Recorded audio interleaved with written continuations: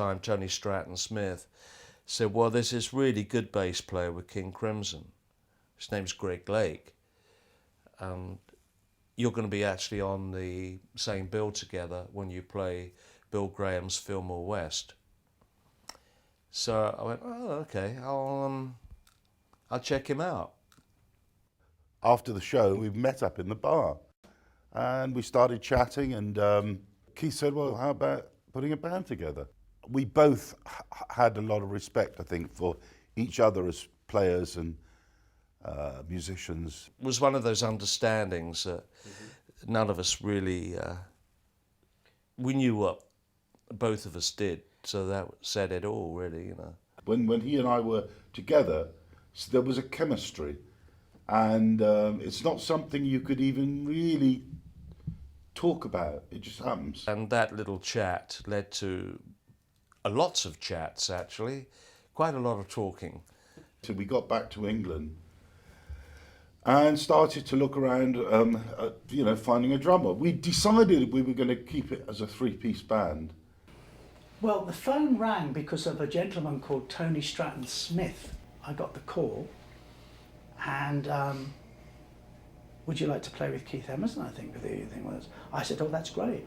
I said, funnily enough, I said, I actually played on the same bill as him not so long ago. I seem to have remembered seeing him playing in Birmingham. But the Nice were top of the bill. And of course I saw this guy playing and I thought, oh yes. I just loved the spirit that was there. And so I knew all about it. So I said, yes, I'd love to speak to him. And Carl came down. We auditioned him in a little room in Soho, I think, I remember. And he set up his drum kit. And on the bass drum, there was this picture of Noddy. Carl wasn't yet 21. He was the baby, you know. So this Greg sort of like, you know, he's smoking his cigarette and looking at him like very suspiciously, like, oh dear, what we got here, you know.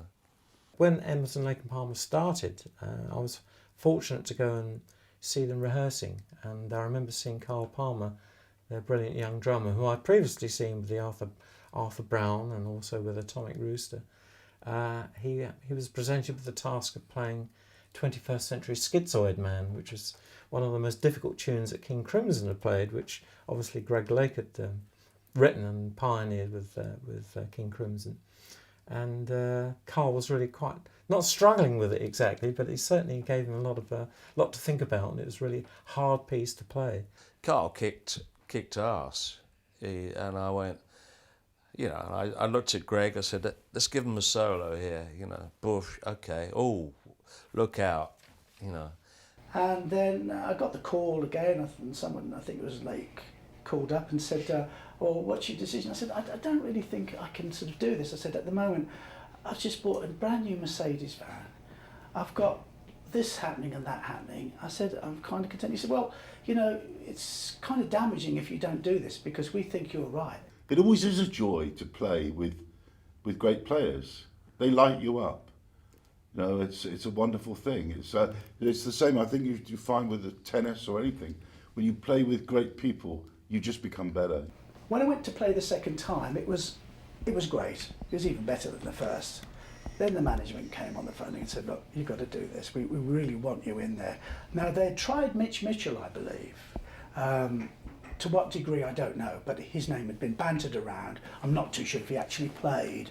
I think I did hear one story about him turning up with a bodyguard and they didn't like that. And Mitch was one of my favourite drummers. I thought, God, if they've turned him down or he doesn't want to do it, I wonder what's wrong, you know. So suddenly I got a little bit suspicious. And there was actually talk of Keith and myself and Mitch getting together with Jimmy.